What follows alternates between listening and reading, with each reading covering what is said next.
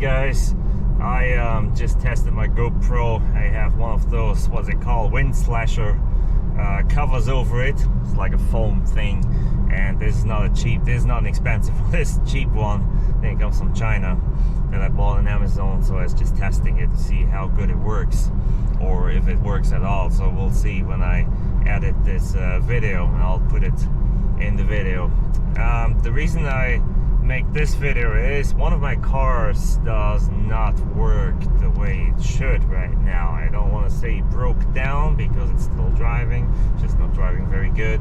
And no, it's not fatal. I mean, I can fix it, not by myself, but I will bring it to someone who will diagnose it and then hopefully fix it.